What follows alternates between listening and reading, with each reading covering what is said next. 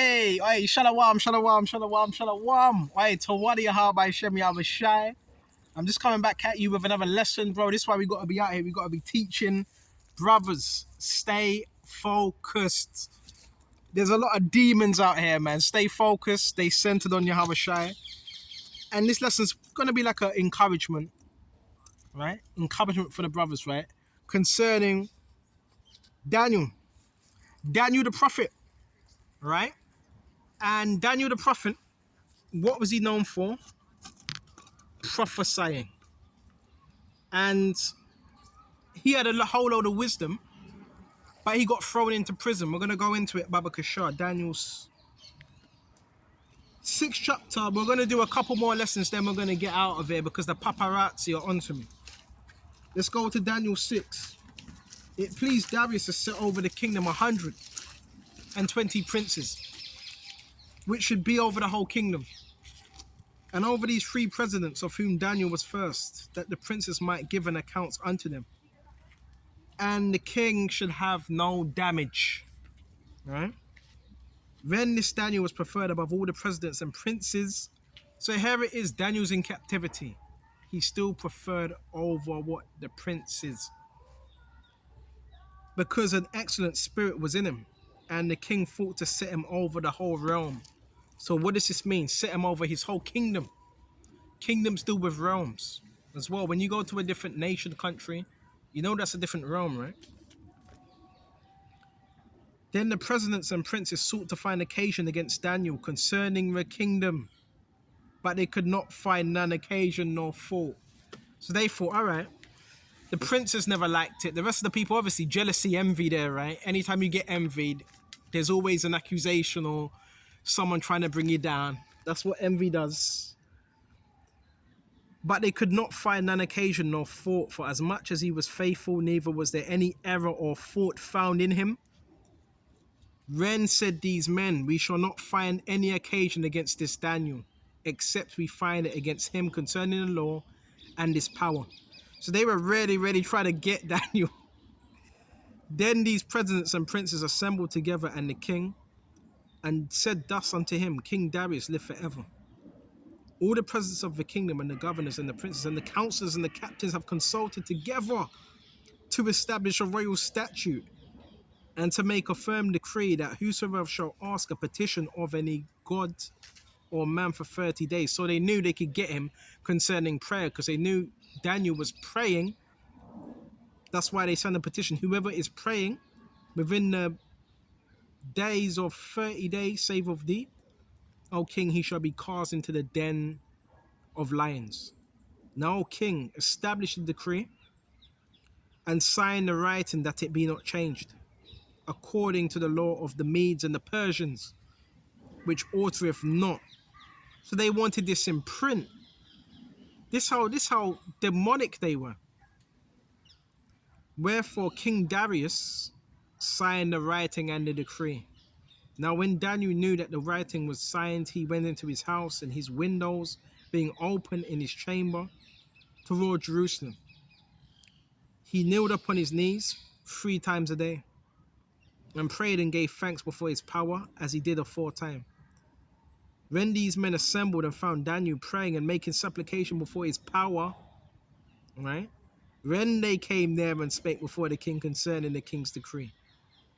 Hast thou not signed a decree that every man that shall ask a petition of any power or man within 30 days, saith the O king, shall be cast into the den of lions?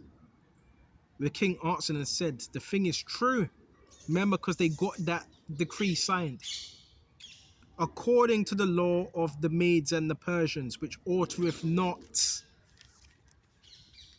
Then answered they and said before the king, right, Daniel, which is of the children of the captivity of Judah, regardeth not thee, O king, no, the decree that has signed, but maketh his petition 3 times a day.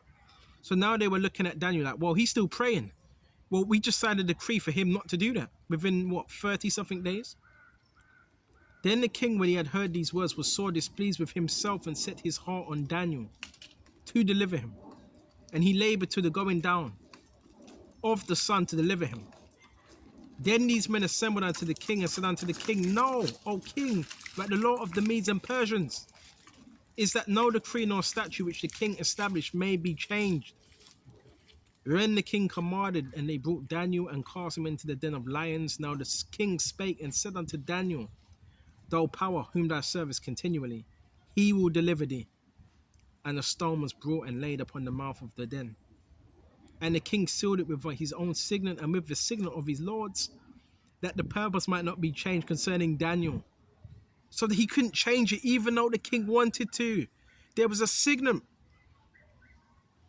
When the king went to his palace and passed the night fasting, neither were instruments of music brought before him, and his sleep went from him. When the king arose very early in the morning and went into the haste unto the den of lions, right? And when he came, all right, to the den, he cried with a lamentable, all right, voice unto Daniel. And the king spake and said unto Daniel, O Daniel, servant of the living power is thy power, whom thou servest continually, able to deliver thee from the lions. All right. Then said Daniel unto the king, O king, liveth forever. My power hath sent his angel, and he hath shut the lions' mouths. So guess what? The lions had no power over Daniel. None at all. All right? Didn't have no power. So guess what? They were rendered useless. O king, liveth forever. My power hath sent his angel, and have shut the lions' mouths, that they have not hurt me. For as much as before him, innocency was found in me, and also before thee, O king, have I done no hurt. Then was the king exceedingly glad for him, and commanded that they should take Daniel up out of the den. So Daniel was taken up out of the den, and no manner of hurt was found upon him, because he believed in his power. See, this is heavy, because he believed in his power. When you truly believe in your power, we have to believe in our power. We have to know who our power is. We have to know that he's mighty to save. We have to know that. All right? Because he knew his power. And the king commanded, and they brought those men which had accused Daniel, and they cast him into the den of lions. So the same men that were accusing Daniel, they got cast into that same lion's den. And it says, then them, their children and their wives, and the lions had mastery of them. Basically ate them up, had their way with them, and break all their bones in pieces, or ever they came at the bottom of the den. Then King Darius wrote unto all the people, nations, and languages that dwell in the earth, peace be multiplied unto you. I make a decree that in every dominion of my kingdom men tremble and fear before the heavenly Father, power of Daniel. For he is a living power and steadfast forever, in his kingdom that which shall not be destroyed, and his dominion shall be even unto the end. And he delivereth and rescueth, come on now, and worketh signs and wonders in heaven and in earth, who have delivered Daniel from the power of the lions. So this Daniel prospered in the reign of Darius and in the reign of Cyrus the Persian.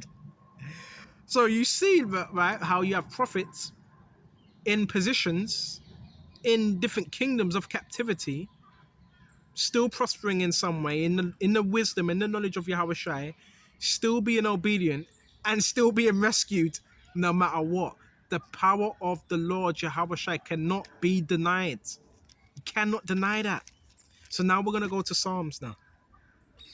We got Psalms, and I think we should jump straight to verse 30. You know, we can go to 15. The eyes of the Lord are upon the righteous. You know, let's start at verse 9. Oh, fear the Lord, ye his saints, for there is no want to them that fear him. So when you're fearing Yahushua, there's no want. You're not needy, you're not greedy, you're not covetousness. There's no want to those that fear Yahushua. Right now, I'm sitting down here, right, on this metal fence, reading the scriptures. I'm very content. I'm very content with my life. And that's how we should be. See, when you fear Yahushua, you shall not want. Oh, why doesn't he want more for himself? No, it doesn't mean you don't want more for yourself. You're content. with what you've been given, right? I just thought I'd get out in nature today. And the young lions do lack and suffer hunger. Ain't this spiritual? The young lions do lack and suffer hunger. But guess what? They got fed, right? But they that seek the Lord shall not want any good thing. Come, ye children, hearken unto me, and I will teach you the fear of the Lord. So we got to hearken unto Yahweh Shai. And guess what? He teaches us his fear. Come, ye children, hearken unto me. What is man he that desireth life and loveth many days that he may see good? Keep thy tongue from evil and thy lips from speaking guile. Depart from evil, do good, seek peace, pursue it. The eyes of the Lord are upon the righteous, and his ears are open unto their cry. So while Daniel was being put in that den, you know the Lord's eyes were upon him, right? That's a fact, right? And it says, the face of the Lord Yahweh says against them that do evil, to cut off the remembrance of them from the earth. The righteous cry, and the Lord heareth and delivereth them from all their trouble. So he was delivered. And the Lord is nigh unto them that have a broken heart, saveth such as of a contrite spirit. Many are the afflictions of the righteous, but the Lord delivereth them out of them all. He keepeth all his bones, and not one of them is broken. He shall slay the wicked, and that's what happened. This is so spiritual. He keepeth all his bones, and none of them is broken. Now, Daniel wasn't ate by that lion, but the others were, right? Evil shall slay the wicked, and they that hate the righteous shall be desolate. The Lord redeemeth the soul of his servants, and none of them that trust in him shall be desolate. None. It all goes back to trusting Yahweh Shai and the fear of the Lord. As long as you do that, you're in good hands. Psalms 35. Plead my cause, O Lord Yahweh Shai, with them that strive with me. So you got people contending with us out here, trying to bring us down. Fight against them that fight against me, Yahweh Shai. So those that are fighting against us, we want the Lord to fight against them. Take hold of the shield and buckler, and stand up for my help. Draw out also the spear, and stop the way against them that persecute me, and say unto my soul, I am thy salvation. This is verse 4. Let them be confounded. Weren't them men confounded that were conspiring against Daniel? And put to shame that seek after my soul. So guess what's going to happen, brothers? They're going to be confounded, and they're going to be put to shame that are seeking after our soul. Let them be turned back and brought to confusion that devise my hurt. So they were put to confusion, and they were brought to shame. Let them be as chaff before the wind, and let the angel of the Lord chase them. Let their way be dark and slippery, and let the angel of the Lord shall persecute them. For without cause have they hid for me their net in a pit, which without cause they digged for my soul. Let destruction come upon them unawares, and let his net that he hath hid catch himself. Into that very destruction let him fall. Woo!